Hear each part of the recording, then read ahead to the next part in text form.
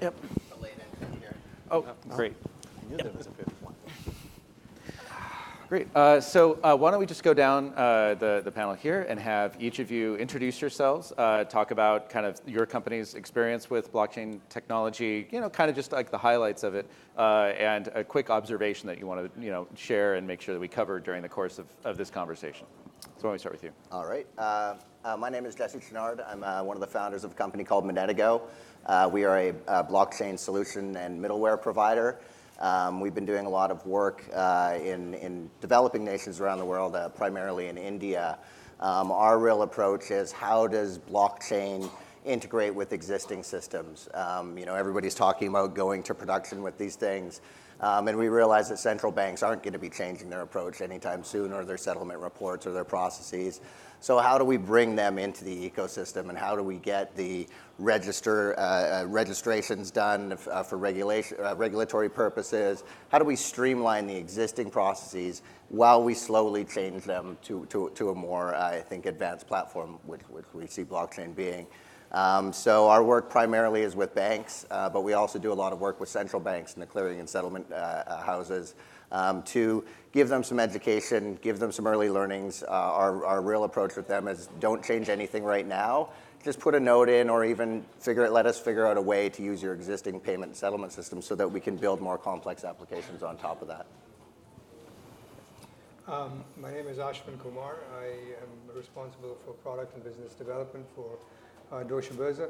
At Deutsche Börse, we've been experimenting with blockchain now for a couple of years. We started off with a couple of very small prototypes, and then we sort of took a step back and we thought about what was required from an ecosystem perspective for us to be able to use this technology on a large-scale basis within our different business units.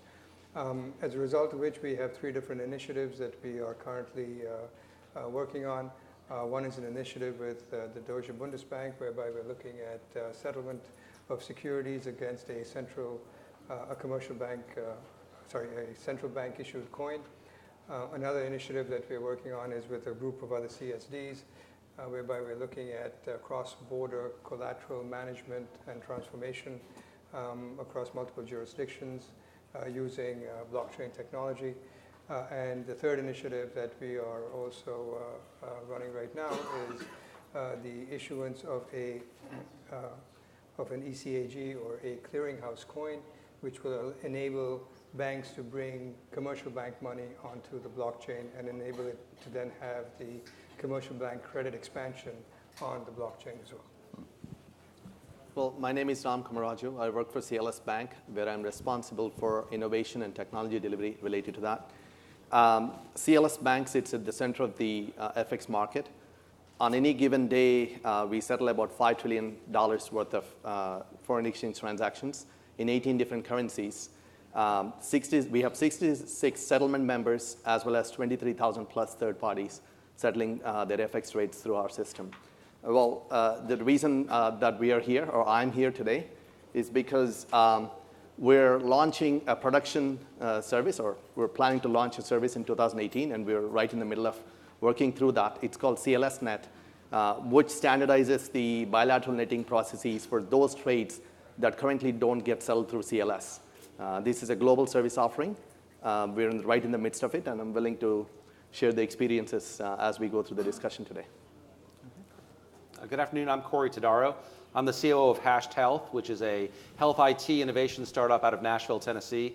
We're a group of health IT veterans and hospital operator veterans who've come together to explore and work with the stakeholders in the healthcare community for blockchain implementations to solve well-known, well-defined, and otherwise intractable business problems in the administration and payment of healthcare. Having worked at a very large health system, 28 hospitals in 6 states with substantial insurance business as well, I've lived the problems of trying to move the data, trying to make the transaction more efficient. Our initial use cases this year primarily focused around the administration of provider information and provider identity, which is normally an administrative issue, but with blockchain, we can make it into an identity solution. We're also exploring an alternative payments model that's enabled by blockchain. So this is beyond fee-for-service claims administration, looking at some of the fee-for-value alternatives to fee-for-service, which have been experimented with over the past couple of years, but have hit some well-known walls around reconciliation, although we use that language differently in healthcare.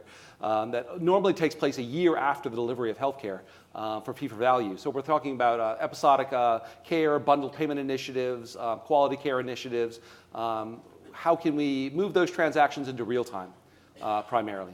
And we're also working substantially on some public health initiatives, which primarily involve the coordination of multiple stakeholders, the coordination of resources to address communities, low-resource communities, both domestically and globally.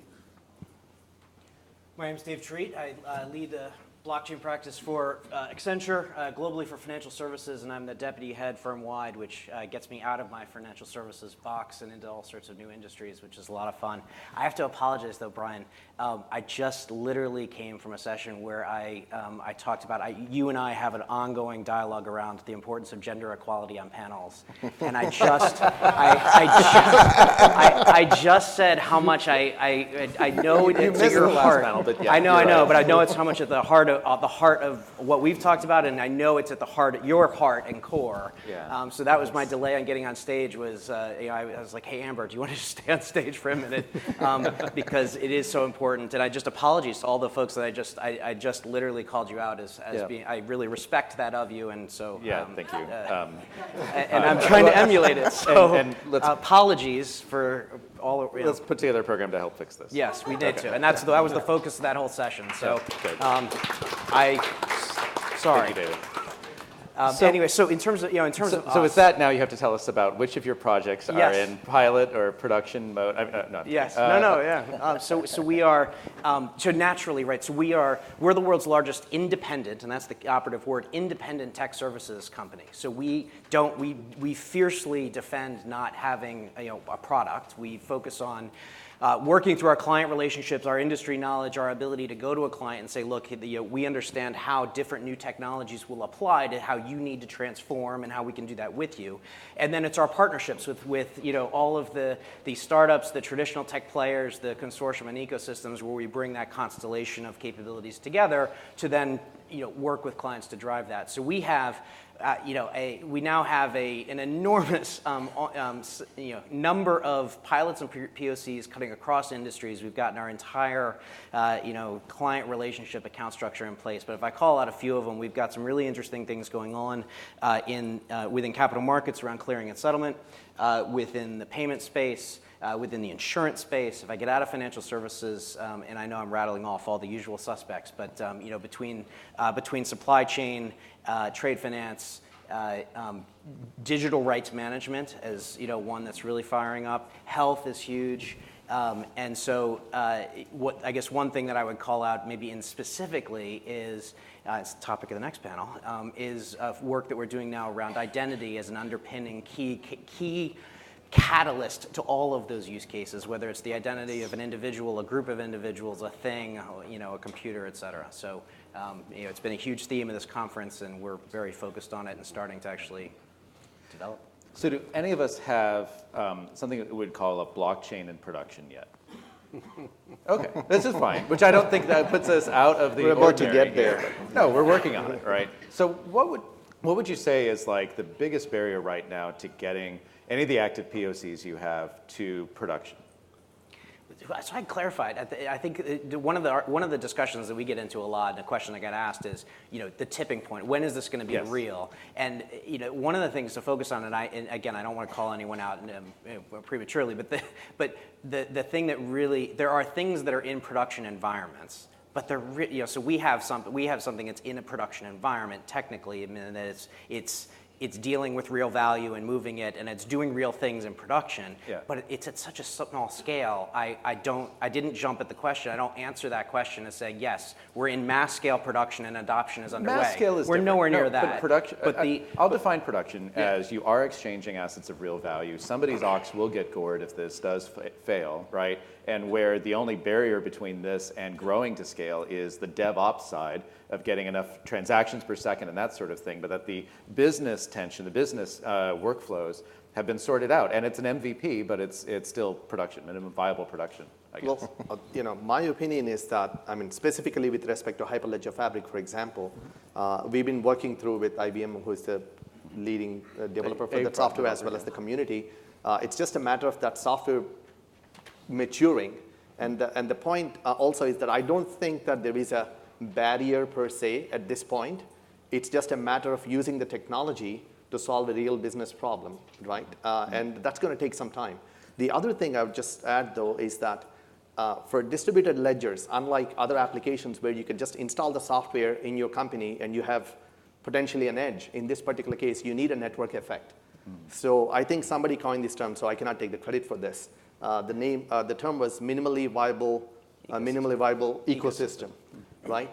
You need an ecosystem. So if each party is trying to get an edge in a distributed ledger technology platform on their own, and each of these business cases don't necessarily by themselves on day one, it's going to be justifying that. Is there a rule of thumb for how many different organizations constitute a minimally viable ecosystem? Well, I think this ecosystem is actually a very important aspect. I mean, you know, at Deutsche Börse, we run a variety of highly regulated trading venues and clearing venues and post-trade venues, et cetera.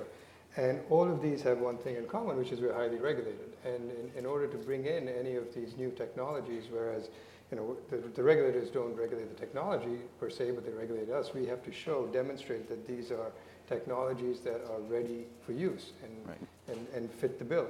And we're just not there yet in terms of the underlying Do you think the regulators would not allow you to launch something that had 5 market participants because they would be concerned that that was too limited? It needs to be able to be opened up to the 25,000 or something? To me, 5 market participants is not a real production version. That's a POC, right? I mean, that's really not something for an organization our size of any scale. It's not going to make a difference. Okay. So I think when you're looking for those use cases, it probably behooves to pick something that doesn't necessarily ring serious alarm bells. This is still an evolving technology. So for example, to use the example of CLSnet, that's the use case that we picked. It doesn't involve moving of the cache. It's also a real business problem. In fact, the business case had its own legs, whether we use DLT or not. But we thought that's a thoughtful way of introducing a new technology that's not yet been proven in a production environment in a market-critical way.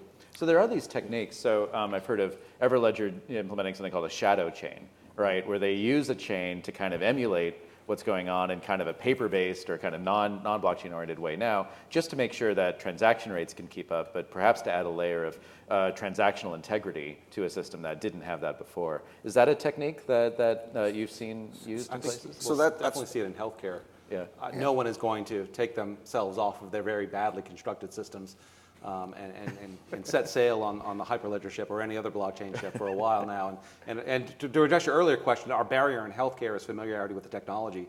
I mean, we at Hashed Health, we have 2 conference sets. We have blockchain conferences like this, where we have no customers in the room, or hardly any customers. Healthcare companies, hospital companies, technical middlemen, pharmaceutical manufacturers, they're not here. So we're on a panel full of financial people. So that's a real barrier for us, and we're having to address that through some intensive market education. And there's some very wariness around that as well. And that wariness is going to translate into us having to do shadow approaches as we convene what we call a minimally viable network, depending on the transaction set there. And so it's a very conservative industry, and we're going to have to go through that process with them. But we're trying to push that as fast as possible. David, did you want to comment on the shadow chain? Yeah, just a funny dynamic. We've had a couple of clients now that that have basically said, look, we're at the point we see the use case, we can envision a minimally viable ecosystem. We want to get building. We want to start by wrapping our heads around the technology. We'll spin it up for our in internal. Essentially, let's get ourselves off of a mainframe infrastructure. Let's spin it up. Let's get the data either in parallel or start to port over. And then suddenly we have two instances now, and it's against kind of a lot of my early kind of just focus on ecosystems. The internal use case is a red herring. You should be under the same trust model and governance. These two clients have found value in it. And so there's, in a very funny, frustrating sort of way of like, they're saying, no, we've got a lot of value by actually getting ourselves off of mainframe and our screwed up data infrastructure and the processes, and we've never been able to get our business lines to coordinate and agree. And actually, we've got value in the internal by just spinning up a distributed data system internally. Right. And so I'm trying to change my attitude a little bit and say, okay, fine, maybe we can, we'll get some value there. But still trying to push you got to think about the ecosystem. But does this shadow chain approach run the risk, and maybe there's other ways of expressing this, of limiting what people might do with the blockchain? I mean, if there's a chance to reinvent how these business processes work, does the conservatism of some of these industries keep us from actually being able to get from a broken, old, but still running system to a new system if there's too much process change in the way? And I think that takes time. So by shadowing the existing systems, you gain this platform that you can do a whole bunch more with. The distributed nature of it, the ability to disseminate information securely and access-based permission. But with the central banks we work with, they're supportive of the work we're doing with the bank, but they've sort of said, look, in maybe 2 or 3 years, we'll do a proof of concept on this. Once we see it running, once we are comfortable with the technology, once maybe another central bank dives in first. So I think, the shadowing notion, I think, is the biggest thing that's getting us seeing close to production systems, in this year. By going and saying we need to do a wholesale change of everything, as the Chief General Manager for Payments and Settlements of the RBI said to me, she said, that on my desk over there is the paper net settlement report that I sign every night. That's the settlement report in India for the next couple of years. Right. So until they get the mindset change, I think it's the baby step. It's getting the foot in the door. And to Dave's point too, one of the banks we're working with has been trying internal stuff, and so they actually have an application where they're doing it for internal requisition approvals.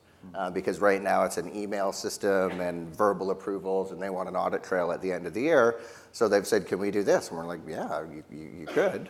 So we're supporting them on that.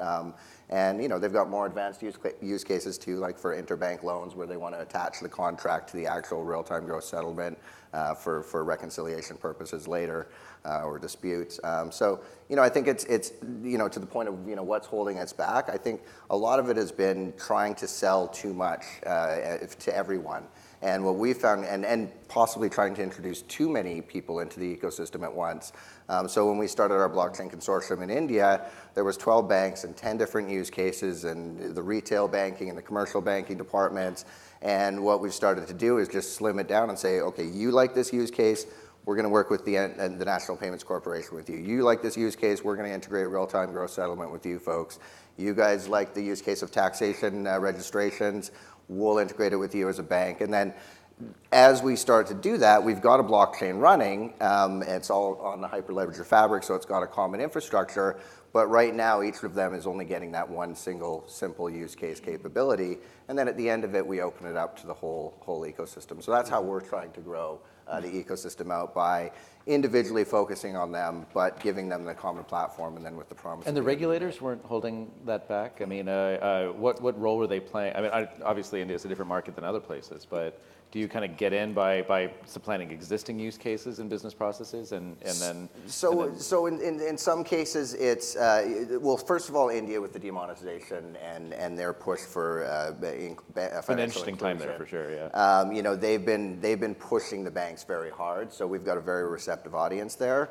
But for the most part, they want to see this change. They want to be able to do true financial aid out to the farmers and things like that. And right now, with the cost of KYC, the cost of getting people banked, getting them to a bank, with all that sort of stuff, it's just not possible for them to do. So the regulators in India have actually been, everyone has said, oh my God, it's a nightmare to do business over there. We've got executive support at the RBI level. We've got, everyone is pretty much pushing us to go as fast as we possibly can.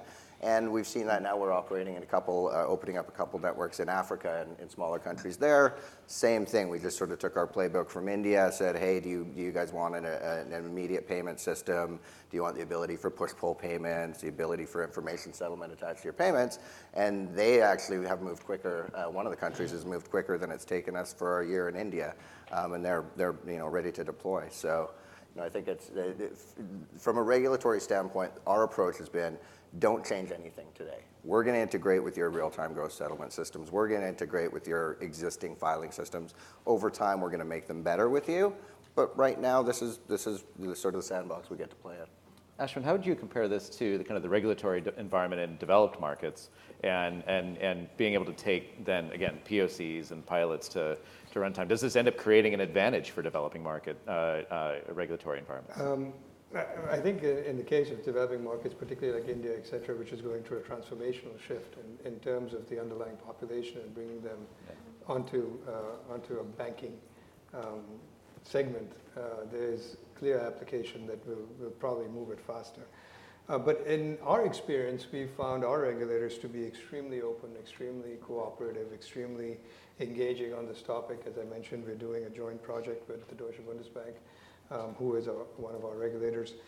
So from our perspective, we've found all of our regulators to be extremely interactive.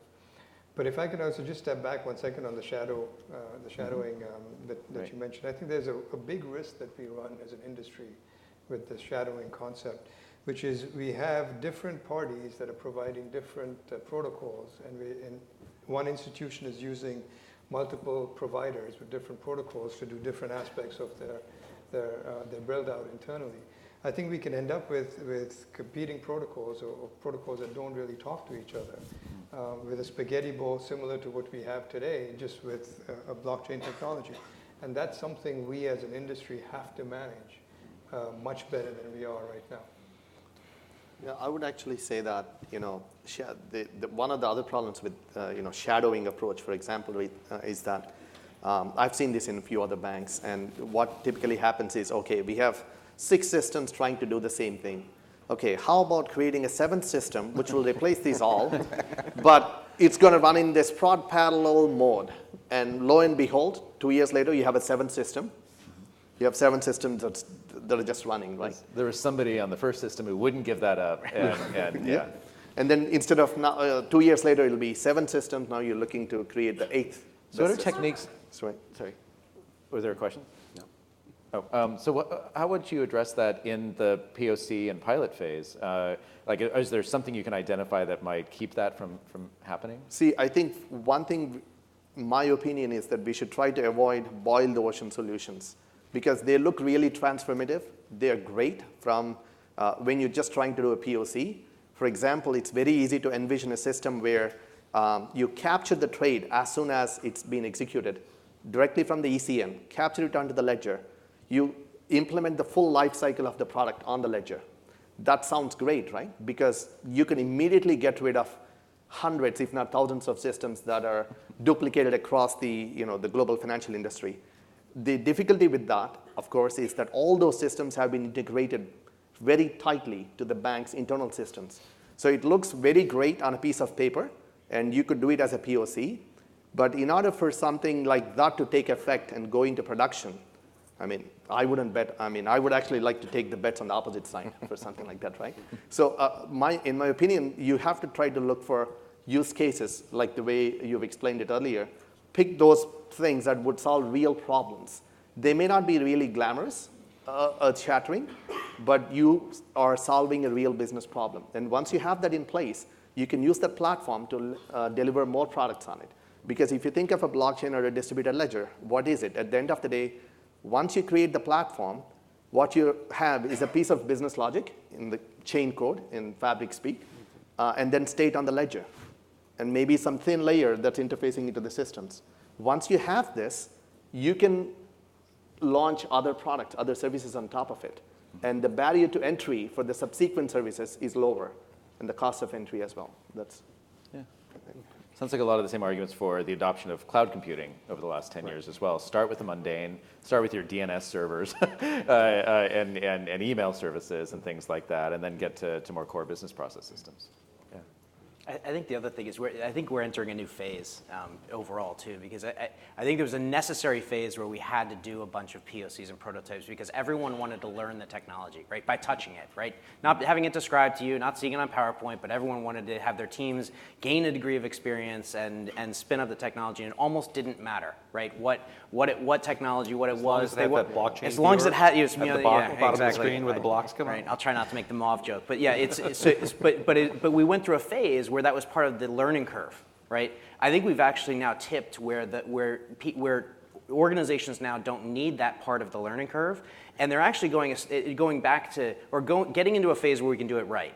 Which is you know enough about the technology to know what it can do, but actually you're going to think through the overall strategy of the business ecosystem you sit in, and the degree of messaging that happens back and forth between your counterparties, all in functional terms and business relationship terms, to say, actually, I can imagine an outcome here where this is tremendously simplified if I eliminate messaging between counterparties, and actually if we had a shared data construct and get through a whole phase where you're designing that end state, and then getting to, okay, which technology will fit, rather than where we've been, which is, I picked the technology, let me see if I can fit it. Can you pin a percentage out of thin air that kind of describes like the percent of time spent on defining that business process, that use case, and all the complex kind of politics of getting everybody on board with that model, and then the amount of time and effort to implement on any given technology stack? Yeah, it's really funny that there's a couple of modes, right? So there's a mode where there's a player that sits centrally, and they're a de facto consortium already, right? Is Rob still here, right? So DTCC is a consortium that's already very, arguably the most successful consortium to date, right? Painfully put together, but really very, been operating as a consortium for a long time. A central player like that can build something and bring its participants to it, and that's a model. And that can be done more quickly because you have a central actor acting in that role on behalf of its consortium that's already used to that model. Right. Where you're starting from a business ecosystem where there is no natural central provider and there is no natural, then the hard part is getting the folks together, getting the different corporates and enterprises together to agree what that imaginative scenario could be. And getting competitors and horizontal and vertically integrated groups of folks together to say, yes, there is something really special here. Sometimes that's happening quickly, right? Or relatively quickly, right? So B3I, right? 15 reinsurance companies got together, and in decent speed, off of the back of a couple of acting quickly, they got together fast, right? And are now going to start to do interesting things, and they'll spin up lots of different projects. Others are slower to form. So I think it's really industry by industry specific, and it's player by player specific. Is there a catalyst to get? I guess what I'm trying to get at though is also like how important is it to select a particular technology platform early in this kind of discovery and then POC and pilot phase, and then how much does that constrain certain characteristics of what you're designing, or how much can it be kind of what you do in the latter quarter of the entire project? Yeah, so for me, it's not the latter quarter, okay. But if you're going to do something real and serious and impact and drive a serious business transformation, I'm in consulting, right? So it's you're at a minimum you should spend the 8 to 12 weeks, with your leadership team, thinking through your role in a business ecosystem, and ideally engaging with either upstream, downstream, or peers to do the same. That never happens in sooner than a few months. It sounds like a really existentialist kind of process. Redefining who you are in the world. Right? But isn't it, right? I mean, we're breaking a 60-year-old model. Right? For the past 60 years since databases were invented, we've been locked in this business model of, I can't trust your data and you can't trust mine. So I'm going to build my systems, you're going to build your systems, and we're going to reconcile back and forth with each other. Does it require having like a therapist on? It does, like a team? Exactly, yeah. I think to answer your question though, you're a business consultant, I'm a technologist at heart. So my answer is going to be biased with technology as well. a lot of what's possible and what we think of business process today exists because of the technology limitations or the implementation that underpinned them historically in the last 20, 25 years. So the fact that there is a confirmation process that happens between two banks for a given trade. Now, if you were to talk to a business person, let's say, and say, oh, why is the confirmation important? And can we take that away? The concept of confirmation is important, but the fact that you have these messages manually being exchanged with each party or with the central party in the middle doesn't need to exist if you have a distributed ledger in the place. So when we are looking to re-engineer systems or when we are trying to change and improve our processes, it's good to have an understanding of what's possible with these technologies. So it's not necessarily that technology is driving the solutions, but you have to know what is possible with the new things that we have, new toolkit. Right. I would say I feel fortunate that healthcare is much earlier on, and we get to learn from what you all have been doing the past couple of years. But I will say, as we think about point solutions or proof of concepts that we're building right now, our concern is we can imagine broader and broader use cases for these initial data models that we're building and implementing onto platforms like Fabric.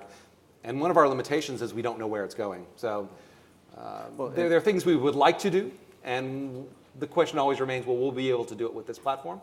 Maybe, maybe not. Right. Well, and in the spirit established by Dave early in this panel of calling a spade, where have there been challenges, whatever technology platform you've been working with, where has the hype not met the reality? Where have POCs kind of faltered? And how has that hurt the progress towards getting to production with some of these systems? I don't know if it's technology. I think it's bad business use case design.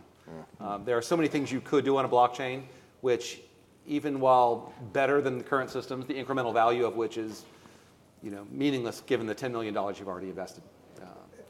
And I would agree with that. I don't think it's necessarily the technology. I think the technology, different technologies have slightly different variations, but at the end of the day, they achieve pretty close to the same thing.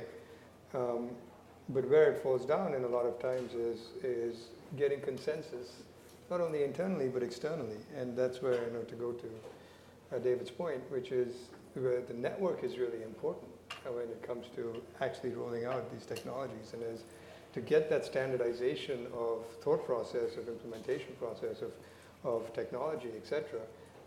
Market infrastructure or centralized players are the ones that are in a unique position with the network to achieve that kind of those kind of applications.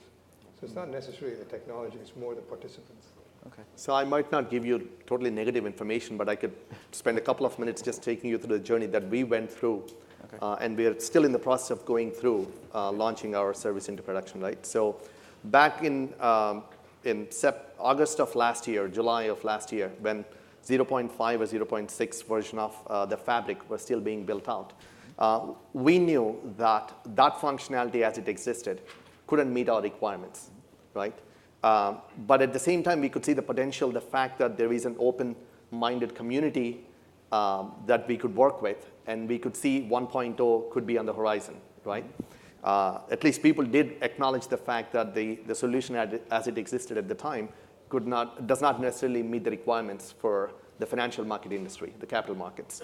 So we had worked with IBM, for example, in this particular case, because they were contributing quite a bit of the source code there. We kind of made sure that we had an alignment in the general direction that we're going. So that was the understanding based on which we made a public announcement that we would be going live with CLSnet as a production service.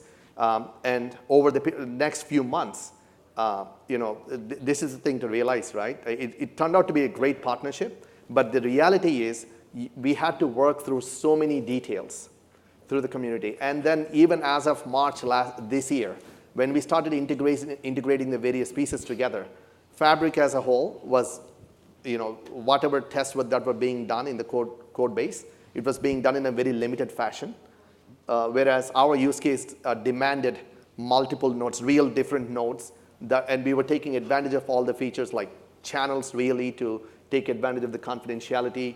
There are quite a few features that we were taking advantage of, and we were finding those defects as we were running into them. And some of them were really blockers. You couldn't actually proceed further. So we'd spent quite a bit of time resolving those things. I'm glad to say that right now we're in a stable position. The point that I just want to highlight is that this is not going to be a very smooth journey, and you need to be able to we committed a few defect fixes onto the source code base as well. The thing is, if you're planning to do something serious in this space, you need to remember that you have to find the right partner and who is willing to be staying with you along the journey, and be active in the community and make sure that whatever your serious needs are going to be addressed. And in fact, CLS has been very active in the community even then. I do want to open it, we just have a few minutes. I don't know if there are any questions from the audience about the topics. Yes, here in the front. In the POCs you folks have you done it in isolation or tried to interface with legacy systems like SAP or?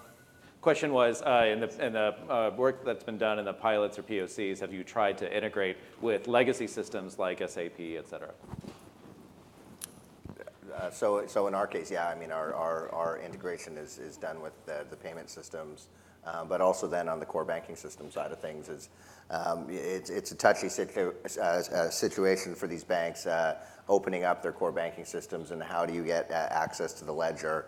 Our methodology has been to, again, not get them to change anything, taking their payment messages as they're going out and translating them into transactions, and on the other side doing the same thing. So yeah, I mean, I think that the integration with the legacy systems is key, because they're not going away in the next year or two. Yeah, doing the happy path prototype build, it couldn't be easier, right? I mean, it's really no stop. That's quick and easy, and it's weeks, right? The most interesting things are when you get into the actual integration into production systems, and then we early on we bumped into the from a key management perspective, how are you going to integrate into our de facto standard in financial services and in health around HSM infrastructure, right?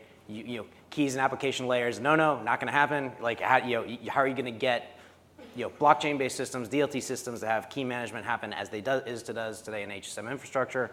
It's those really interesting conversations and activities that I think are a lot of the effort, right? So it's a great question, and it's where if you don't if you do POCs without that part of the learning curve, you're missing out on a lot of fun. Any closing thoughts? Because I think we have just about 30 more seconds. Okay, great. Well, with that, I want to thank the panel for an enlightening conversation.